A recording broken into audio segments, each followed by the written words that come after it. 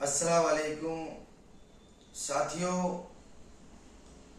हाल ही में हमारे देश के अंदर लोकसभा इलेक्शन हो रहा है और अभी गुजरात के अंदर हम लोग पाटन लोकसभा और नवसारी लोकसभा के अंदर 2 कैंडिडेट डिक्लेयर करे थे।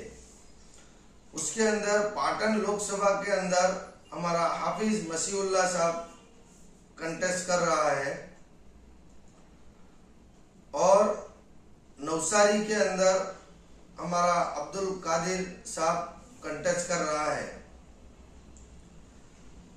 पाटन लोकसभा के अंदर हाफिज मसीहुल्लाह साहब का क्रम नंबर 4 है और निशान है ऑटो रिक्शा। साथियों, जिस एसडीपीआई से हाफिज मसीहुल्लाह लड़ रहे हैं वो एसडीपीआई यानी social democratic party of India देश के अंदर पिछले 15 सालों से संघर्ष कर रही है और आप सब इसको जानते भी हैं।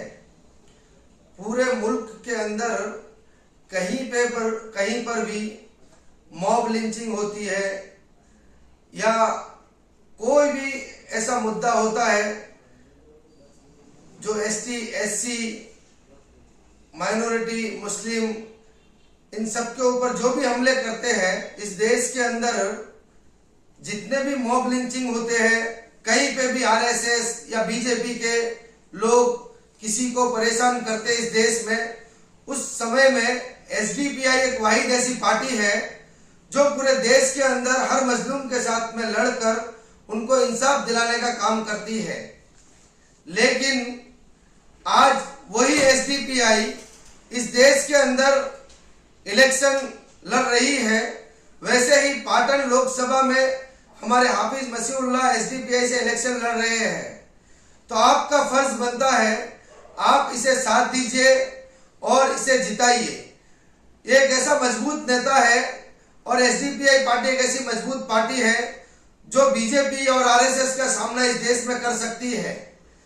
कांग्रेस बीजेपी का सामना नहीं कर सकती है, वो आपने देख लिया है। पिछले दिनों में कितने प्रॉब्लम्स हुए, कितनी मस्जिदें गिराई गई, कितनी दरगाहें गिराई गई, कितने मॉब लिंचिंग हुए। आप मुझे ये बताइए कि कांग्रेस के किसी साथी को आपने रोड पे देखा है क्या? कांग्रेस कभी भी इंसाफ दिलाने के लिए आई है क्या सामने?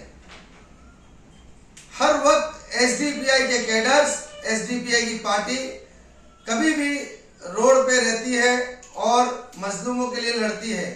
तो आपका फर्ज बनता है एक ऐसी पार्टी जो इस देश के अंदर बीजेपी और आरएसएस से अगर लड़ सकती है और उसके खिलाफ अगर खड़ी रह सकती है तो वो एसडीपीआई है। उसका पूरा नाम है social democratic party of India.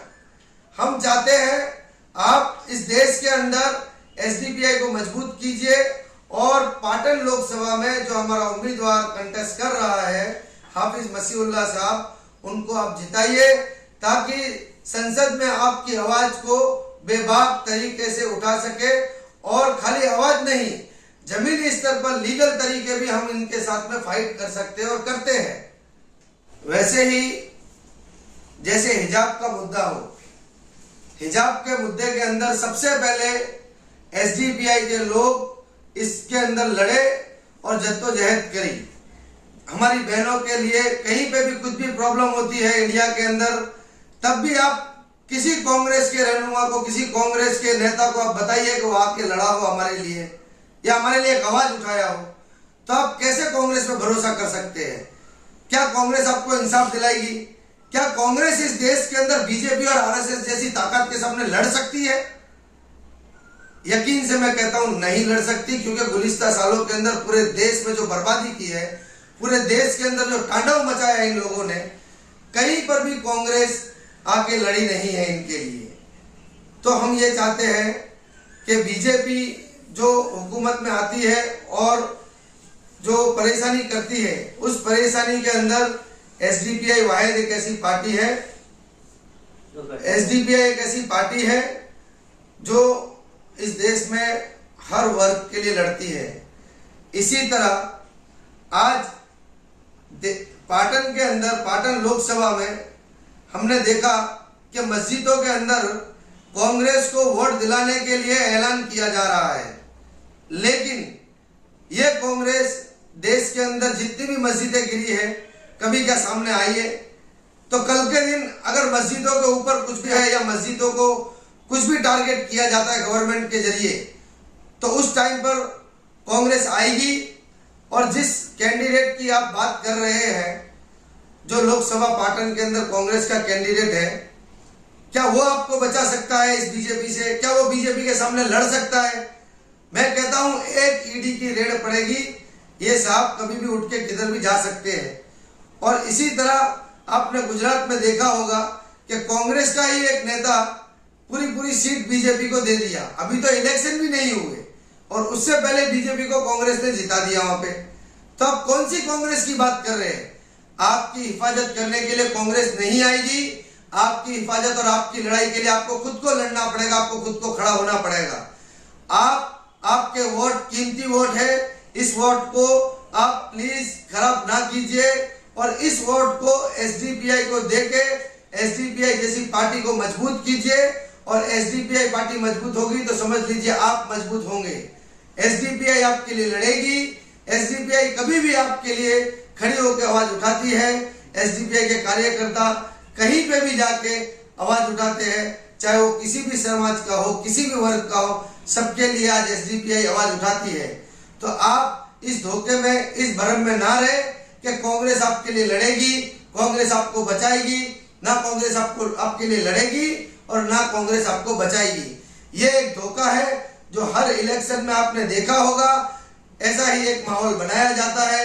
अभी गुलिस्ता कुछ दिनों पहले, कुछ टाइम पहले 2022 का विधानसभा का इलेक्शन आया, उस समय भी इन्होंने यही कहा था कि कांग्रेस आ रही है, कांग्रेस आ रही है, कांग्रेस को वोट दीजिए। अगर कांग्रेस चली गई और बीजेपी जीत गई तो आप सब ये हो जाएगा। ऐसा कुछ भी नहीं होता है। ये आपको सबको भ्रम में रखते हैं और भ्रम में रख के आपके वोट को डाइवर्ट करने का काम करते हैं।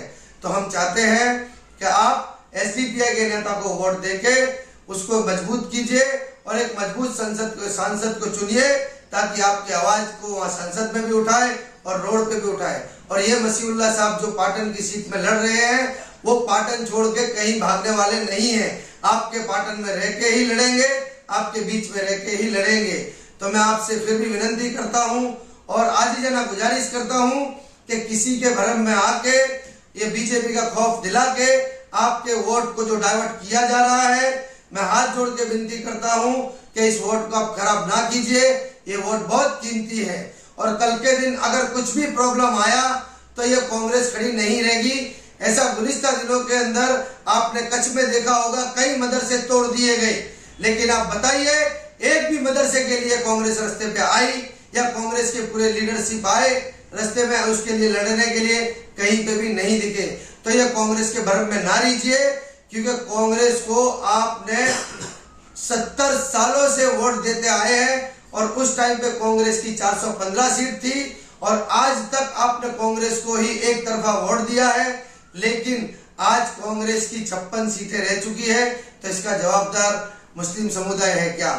तो आप कब तक इसको ऐसा ही आपका वोट को कचरे की पेटी में डालते रहेंगे? आप आपके वोट को मजबूत बनाइए, अच्छा सुरक्षित कीजिए और आपके समाज को भी सुरक्षित कीजिए। जय हिंद, जय भारत, जय एसडीपीआई।